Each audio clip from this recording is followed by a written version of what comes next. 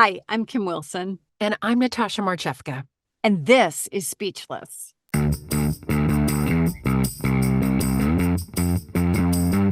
Speechless.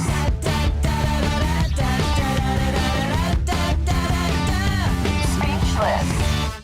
Welcome to our behind-the-scenes take on real life in VO, where we share our stories, our resources, and our unsolicited opinions. And today we're talking to the incredibly professional, smart, talented, and possibly Kim's new best friend, Debbie Irwin. No one replaces you. She's a medical narrator. And we say that because she specializes in that because she's very good at it. And she also teaches it because she didn't have medical narration training. She's a really smart person and is bringing it to other students that could use it. But besides that, she does what we do. She does commercials in corporate, and she's sharp as a tack. She worked as a trader on Wall Street. She's lived in Italy and Mexico to perfect her language skills of Spanish and Italian. She's incredible, and she is a New York actor as well, so she knows the ins and outs of the traditional VO life of going to a studio, but also working in her booths in her city home and her country home. So have a listen to the very talented, remarkable, clever Debbie Irwin and us. Can I pour you a little here? Yes, please. Okay. So Debbie, you brought pink champagne. I want that. That looks so pretty. So it's Mirabelle Brut Rosé. Doesn't Bruno Mars love it's- pink champagne on ice? It's what? Silk sheets. Okay. Anyway, Hi. What did you bring, Kim? What did you? What did I bring? Yeah. I brought a candy cane chocolate, candy cane chocolate martini with a candy cane, which is why I loved that Debbie started with candy canes on her face. You're gonna love mine. You know what? Suddenly I'm not interested in this pink champagne anymore. I want what she's having, or I could add this, maybe. Yeah. I did something super simple. I emptied the Kahlua bottle into my glass with ice, and then I added another shot of irresistible espresso cream. What? What the hell is that? That's nice. That's really nice. It's delicious. Oh, it's nice. Cheers. Thank you for coming. Thank you for coming. Okay, no, never Moving mind. on. Sorry. Debbie just shared with us that she worked on Wall Street, Kim. And she's done many things. And our first question, everyone, Debbie has a lot to share. But let's start with, who is Debbie Irwin? I don't know. I'm 65 and I'm still trying to figure that out. Cue the music. Okay. Who is Debbie Irwin? Tell us, Debbie. I'm just little old me. And I love that. And cheers to that. Cheers. Okay. Cheers. In the voiceover realm. Okay. So I know when I was coming up in the years since 2006, I was watching you the whole time. Really? Seeing your name and then seeing your new branding and me too. I was actually watching that too. Wow. No, I wasn't. Not in 2006. Not 2006, but in 2012, I started to notice your name more and more. And I was like, that's somebody to watch and follow and emulate and be like, you're a real mentor out there for us. But those of us who don't we're leaving her speechless, Kim. I know, but those of us who don't know you, tell us a little bit about what you do in the voiceover world, what your specialties are. Well, pink champagne and so you said you were starting to hear my name, and I want to say like which name, because I went through so many iterations of not names but like taglines, and one of them that I had for a while was Debbie does voiceovers. And that was kind of memorable and sort of funny, but didn't really know what people were thinking. Can I just say that's amazing and also highly inappropriate and also amazing. So I it's do remember actually this that. kind of dovetails with what I do because in medical and more corporate because it was at that juncture where it was clear to me that I was really going down this medical path. And Yeah. at the time I was working with Joan Baker and Rudy Gaskins, and I remember them saying, yeah, well, they may be smiling on the outside, but you don't know what they're thinking on the inside. And I thought, yeah, that's true. Mm. And does somebody really want to, they're working on a mechanism of action animation and they have a recommendation here, call this voice talent. Debbie does voiceovers, right? I mean, in that context, suddenly it's like, doesn't sound too good, right? Doesn't sound too professional. So So I love how vulnerable you are right off the bat. I mean, you've just made friends with everyone in the audience. Everyone you don't already know. Yeah, you have. I mean, being vulnerable is hard. Thank you for sharing that. Oh, I've got other stories. If you Yeah, want to see please keep going. vulnerability here, let me just roll up my sleeves and show you. Keep talking, baby. So you've changed iterations of brands. I assume you did a lot of what we do, commercial and corporate, and fell into narration because you're medical narration because you were very, very good at it. And how did you fall into medical narration? Because that's not just like, oh, I just fell into, like concomitant blah, blah, blah, dee, blah, blah, blah. Kim does a lot of medical narration, by the way, but go on. Well, it's kind of like what I say to my students. You may have a sense of what it is that you want to do, right? Mm. However, it's important to know how the world perceives you, right? How the world perceives your voice. And that's your low-hanging fruit. And I encourage people to go after their low-hanging fruit because that's where you'll find early success or success sooner than some of those higher mountaintops that you want to aim for. And there are certain things, qualities to my voice that are just natural, and I always kind of cringe when I say them, but these are, as you'll know, specs that we see. Intelligent, authoritative, warm, blah, blah, blah. And I don't have to act to bring those qualities out. I just kind of open up my mouth to bring those qualities out. In fact, if anything, the hardest thing for me over the last 20 years is getting rid of the patina. And I know some of you, certainly out there in the world, some of my students and all, have struggled with that, where, on the one hand, we're proud of our articulation and the clarity with which we speak, and yet it can be a disservice to us, right? When we I want to love just how speak you more call conversationally. it. Yeah. And can I just add on to that? That's one of the things I've been, trying to do is stop articulating every consonant in this, because when I do medical narration, it's so important you get it right. And the inflection right and the intonation of the one word right. Mm-hmm. And so commercial is not like that. And everyone's like, can you just rough it up a little bit, put a little sandpaper on it? And I'm like, concomitant, every syllable is like, blah, blah, blah, blah.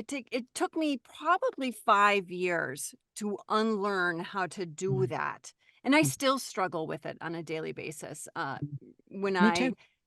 Yeah, Really? yeah. I'm so good to hear Yeah. that. It's so good to hear that. It's hard to rough up the edges and just be natural, which should Right. be the most natural thing in the world, to be yourself. And yet, why is it the hardest, right? That's the $64,000 million gazillion billion question, right? Yeah, right. Uh, I've spent a lot of hours on therapist couches trying to figure that out. I mean, don't Okay. joke. It's a real thing. You're very modest today, Debbie, and well, you always are. But why did you create a medical narration training program then? I mean, so you have these qualities in terms of your vocal skills that just come out of your mouth, and medical happens to fall into that aisle and lane. So then a training program, what is that? What? Tell us about I've been it. wanting to take it for a long time, but aside from that, tell us more about that. Yeah.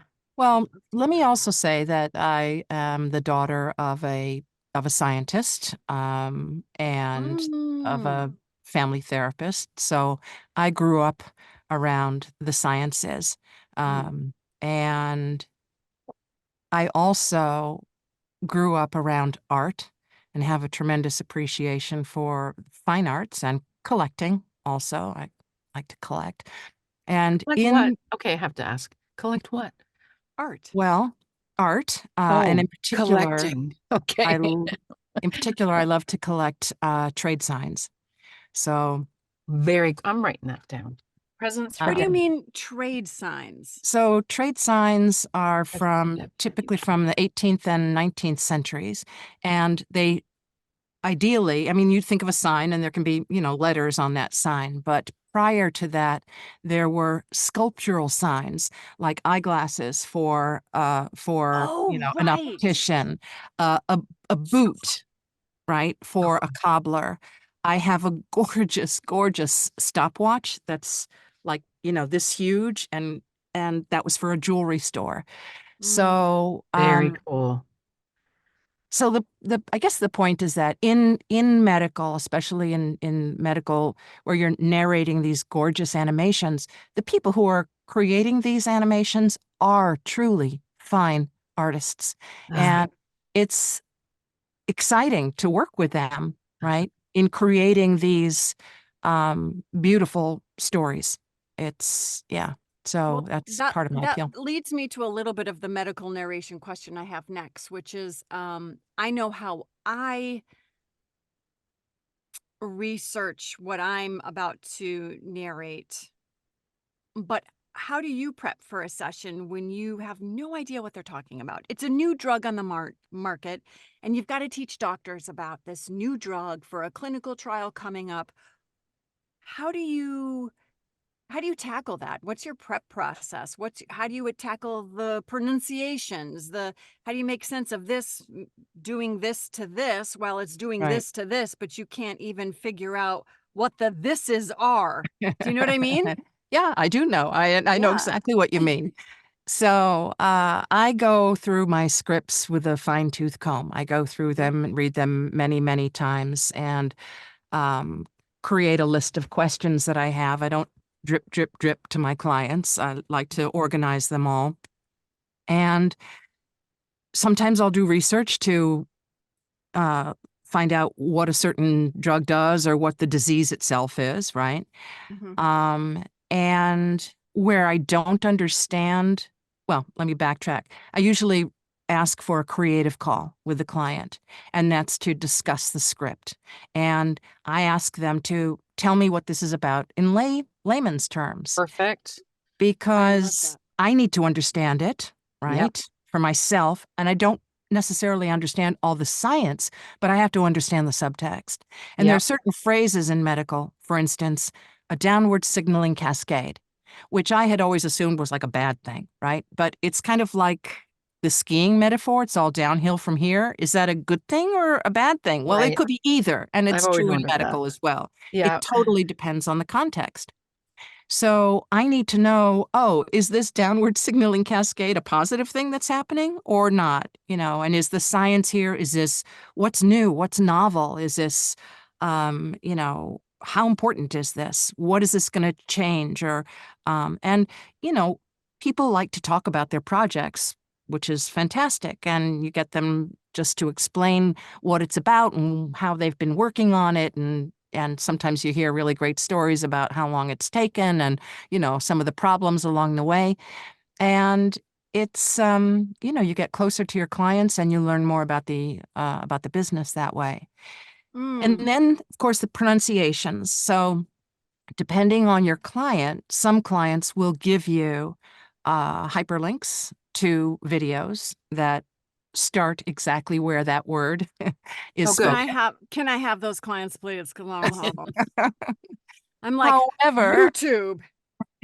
However, oftentimes the people who are speaking in these videos are English isn't their native language. Really? And so how they pronounce the various words is like, I'm just not sure that this is the way an American would pronounce this. So I do a lot of triangulation You know, I use Cambridge Dictionary and Webster's Medical Dictionary all the time.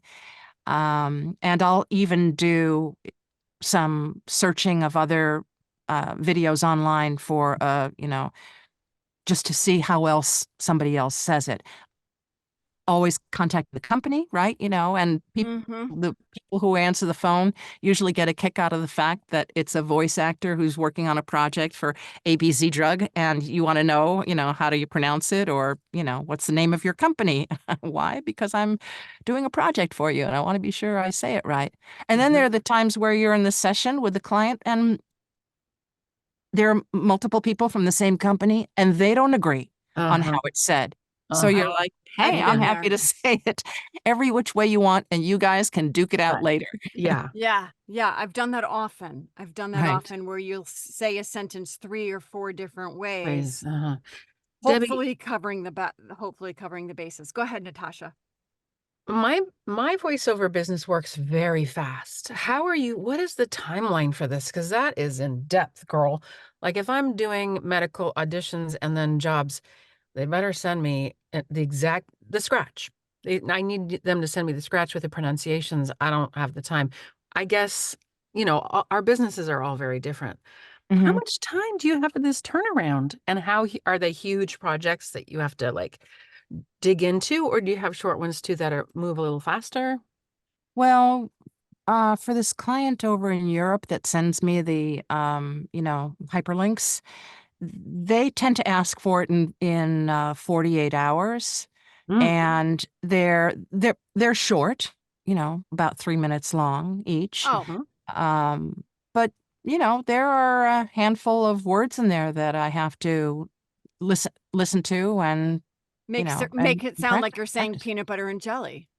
Exactly. Like you're And familiar. and then there are many where I think, oh, I know how to say this word. I don't need to look it up, right? And then you just really hope that it's right. That you're 99.999% sure that you're right. Because and then you aren't if you're Kim Wilson. Kim, share with Debbie how you practice your medical phrases. Yeah, so my medical phrases, sometimes you can hit like a whole medical phrase or even just a word in a sentence that doesn't quite that you've never said before in your life.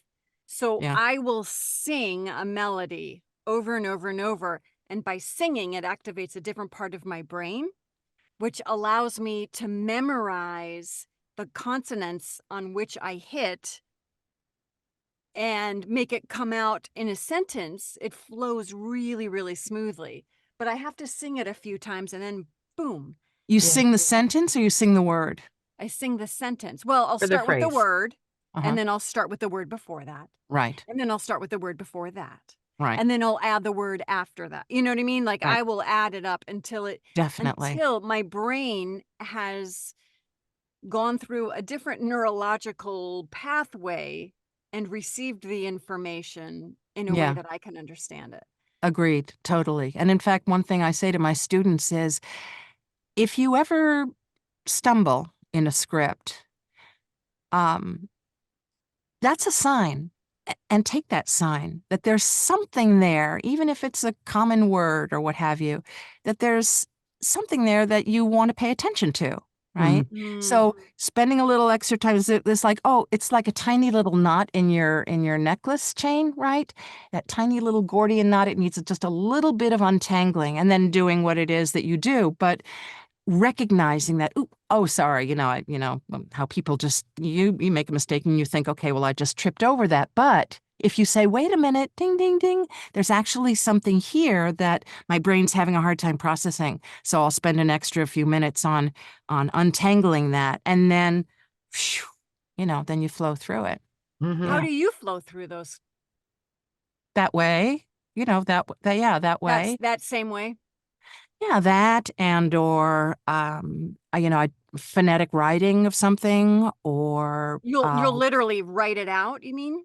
Yeah, I'll write it out phonetically. I'll bold the word. I might write another pronunciation or written out, above it or by the side of it. And then sometimes that can trip me up because I'm like, and then I just have to go back to seeing the original word instead of all of my iterations of how do I pronounce this word? Which syllable is the one that gets accented? Because, otherwise it's like visual minestrone, and I just need to, go back to something simpler. A lot of Kim's medical narration is live directed sessions in the studio. Is that how yours roll as well? Yeah, many of them are. Yeah, I had one this morning that was. Yeah, they often are, and you can have anybody from the producer to the the CBC, as I like to say, the client behind the client, or the writer can be in the room. I did a project, I don't know, last week, a couple weeks ago, and there were probably 6 people in the room, which is a lot. It's a lot because they all hear it in their head a different way. Yeah, I'm grateful to say, but this is a little known fact. I have never recorded in an outside studio for a client, ever, only at home. Okay. So I have directed sessions at home, but I've never had to go to an outside studio, which is kind of rare for pro talent. But that pressure of someone listening to while you're doing those complicated words, you guys are rock stars. Well, there's a lot of mustache sweat that happens and pretending like you're not sweating. Well, I mean, for me anyway. I don't know about you, Debbie, but I'm like, just give me one more second. I just Debbie, need the running ever start. Get mustache sweat ever? He's way too cool. No. If they're people that I have not worked with before, I feel anxiety. Yeah, getting started. And one of the most challenging sessions I think I had in person was for an ISI read, and explain to our listeners for what that is. That's important safety information. So that's all the technical information about a drug, about what it's indicated, its use is indicated for, what are the warnings and precautions, what are, which drugs should you not take along with it, et cetera, et cetera. And it's a lot of drug pronunciations. By the way, here's my tip that I share with my students. So people are like, where can I find copy? Blah, blah, blah, blah. You don't have to go far at all, girl. Just go up to your bathroom and open up the medicine chest and voila. Yeah. Voila. Here, all of your, right? Yes. So when you pick up your medications, okay, or your grandma's medication. For your grandma, right? Always for a friend, right? Younger, always for a and friend. they staple the bag, right? And then you like rip this thing off and you throw it away. Well, not so fast, right? Rip it off and then open it up, and oh my gosh, right here, drug interactions, an overdose, and what happens if it's a missed dose, and storage, how to use, side effects, precautions. It's all here. It is the fine print, and it is you have to be able to see. Difficult, yes, to read it. But there's your script. In other words, there's your script that you can practice on. Yes. That's fantastic. Well, so the point I was making before, though, about this one project was it was, an ISI, and I knew it was, going to be complicated, lots of data and whatnot. And I had practiced and rehearsed because I always come prepared. But what I wasn't prepared for was them asking me to read it fast. I was like, what? Okay. It was like 5 minutes long or whatever, but they wanted it. They wanted me to pick up the pace on that. So that was really challenging. I mean, if I hadn't known and been as familiar with the script as I was, I never would have been able to increase the speed like that. But that was challenging. Yeah, that was challenging. That's why we make the big bucks there, Debbie, because we can do that kind of thing. I'm sure you great because job. You prep. Because you prep. I mean, that's somebody who's experienced that knows you got to prep before every session. Yeah. And come prepared for anything. I like to ask my clients sometimes after a session, we just, shooting the breeze about war stories that they have. And I incorporate a lot of this information in my teaching to let students know what clients on the other side are looking for. And they know, especially in this genre, because the people who are working in this genre, they know their shit, right? They know they work in this all the time, right? And it's a very specialized niche. And they know if you are not prepared. I suppose I suppose it's possible to know that regardless of the genre, but it might be easier to get by with a, 15 or 30-second script for Walmart, let's say, than a 5-minute ISI. And they know right away. And so if you're not prepared, and if you have sold yourself as something more than what you are, you've lost your opportunity to work with that client again. Yeah. But I find they're also forgiving too. The engineers, it's clearly, some scripts are clearly difficult, and they have patience for certain things within reason. Right? Sure. Yes. Sure. Yeah, but they want to know that you're prepared, because if you're not prepared, then you're taking longer and you're taking their time and their client's time. And they don't want to stress you out by saying, you don't have it right. Do it again. They're going to be like, not a big deal. That's true. Do it again. So they've been lying to me that, okay. No. But can I ask you give us an example of a war story, just so a bad one? Just so we know what not to do. And also it's good juice. So go. So I don't know that this is a war story, but I will say I had one script where, and within the past year, I think this happened. I had the hardest time with whatever the heck the words were at the very beginning. And I tried and I tried and I tried. And finally I said, you know what? I'm going to stop trying. I'm going to continue on. And then I'll come back to that when we're done. So that, that helped. I've done that. That helped because I had to change the scenery, right? I had to do something different. And I was glad that I had the presence of mind to say, I need to move on from this now, and we can come back and revisit it. I know I'll be able to get it for you because I did it in rehearsal, blah, blah, blah. But, certain words that different, different forms of the word have a different pronunciation. It's on the tip of my tongue. When I remember it, I'll let you know. And then the war story that came, this has nothing to do with medical, but it's kind of funny anyway. This was earlier on in my career. I was in a studio in New York City and recording something, for Jovan, right? The perfect, that's, remember how old that is? Yes, right, yeah. okay. I almost feel like it's Ginete. Okay, go ahead. There you go. So I'm wearing this really adorable jumper, which, by the way, I recently learned a jumper in England is a sweater. I was not in a sweater. I was in a little cute dress that had no sleeves, and I had a shirt on underneath and some stockings. Well, I gesticulate, as you can tell, right? And my cute little jumper had a satin lining to it. And every time I, gesticulated, so I had to take my dress off. Oh my gosh.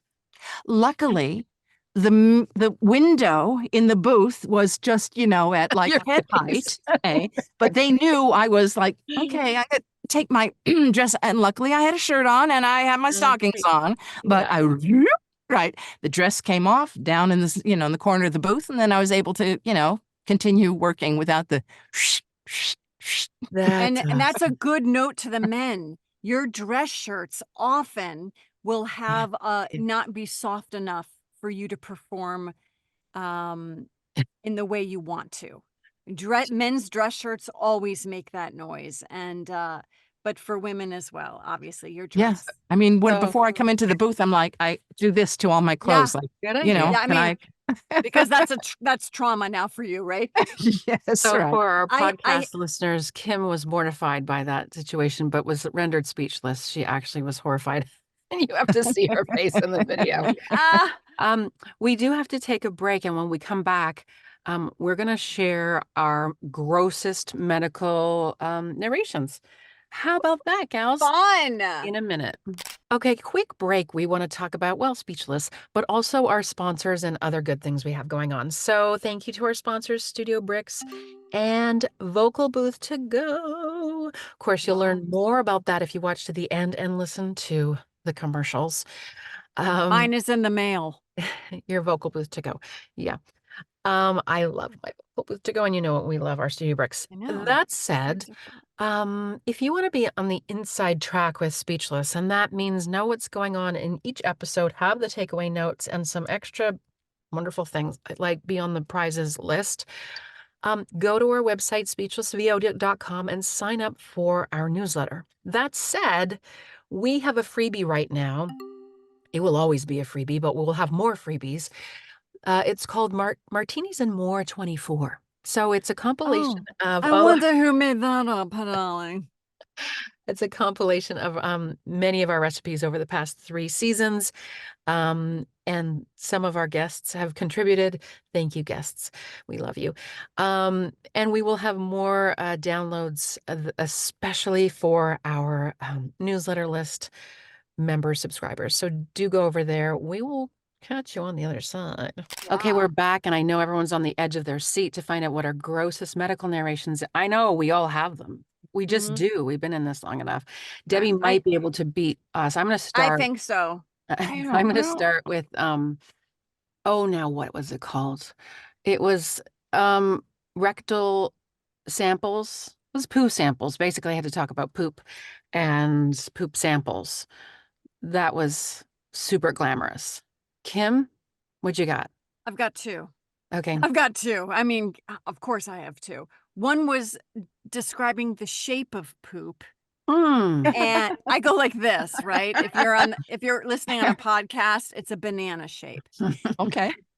I had to describe the shape of poop and what that meant for you, what health indicator shape that of was. poop. Right. And then my second one, which I kind of loved, was for, oh my God, I forgot the company, which is probably good. Okay. But it was a sex toy company. And I had to describe all the sex toys and how they worked. And wait for it, how you clean them. Okay. Boom. Beat that. Wow. Yeah. I don't know. Well, I think Debbie, by the look on her face. Come on, Debbie. Come on. What you got? All right. So I'm going to give you 2 too. Okay. Yes. This one's medical, and it's, you're going to be like, right? So it was, toenail fungus, right? Right, whatever, potato. But yeah. But the other one was in the beginning of my career when I did a few audiobooks and I was reading Harlequin romance novels, or bodice rippers as they call them. And in one of them, it was the only time I've ever had 3 orgasms in a row. So, wait, what? If you'd like to, we can delete that and say the beep, beep, beep, beep, beep, beep. Our speechless audience loves that kind of stuff, Debbie. We know. Oh my God, we're keeping the people that listen. That's hilarious. Amazing. You win. You win. Also, I need another poop samples and something. Well, cheers.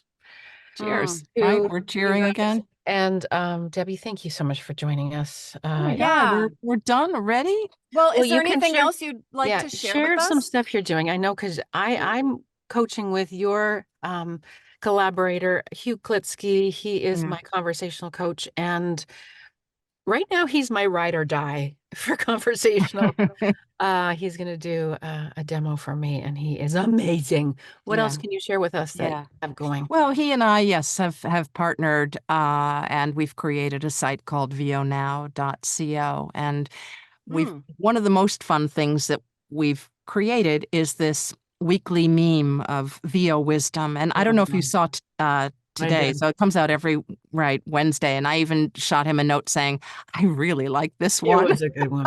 Yeah. What was it again? Let's see. It was, where do they go ahead. You have to go to vonow.co and you can sign up. And they're tiny, they're cute, they're super clever, sometimes provocative. Right. Yeah. So this one had to do with, looking at the man in the mirror, and actually I thought it was kind of appropriate for the end of the year as people are, assessing things.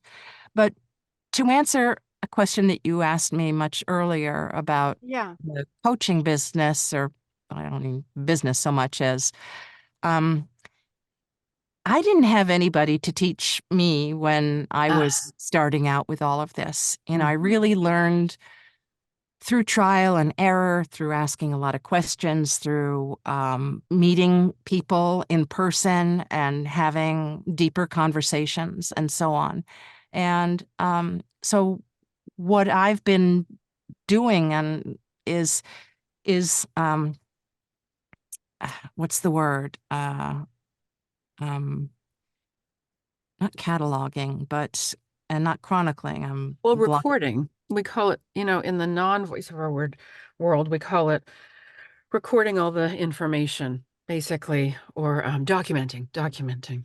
Yeah, I'm just archiving. I'm gonna come back to it. Okay, we're gonna come back. Hugh has a word that I loved, and it's concretizing. So I've been concretizing all this knowledge that I have that I've developed, and organizing it in a way to share with people so that they can benefit from, all of this up here. And I hope to create a course that will be helpful in that way too, so that, But you do have a program, right? So you have... I do, yeah. People coach either privately with me or in small groups. Those are very successful. People really like them because it's only 4 to 6 people. You get a lot of one-on-one time. You get to really know these other people.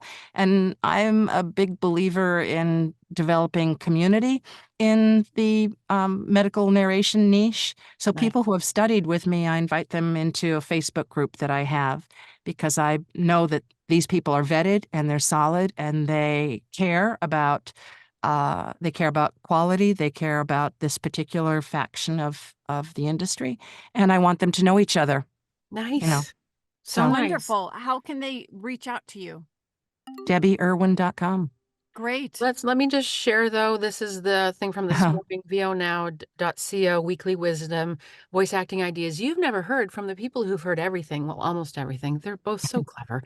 So there's a lovely meme here. Your process is as personal as handwriting. It may change over time, but you'll always recognize it as yours. And if you want to know more about this, you definitely need to coach with either of them. And then it gives a link for a free coaching session with Deb or a free coaching session with you. So be sure to sign up on vonow.co. We love you, Debbie, so much. You are... Thank you, ladies. This was such a pleasure. And we look forward to talking to you again. Thank you. Bye. Bye, everybody. This episode of Speechless is brought to you by... Voice talent need quiet. For us, quiet comes in the form of a StudioBricks booth. I love my StudioBricks because it's whisper quiet in my incredibly noisy neighborhood. And I love my booth because when clients see me on Zoom, they know I'm a pro. Go to StudioBricks.com. World-class sound isolation, light environmental footprint. Speechless.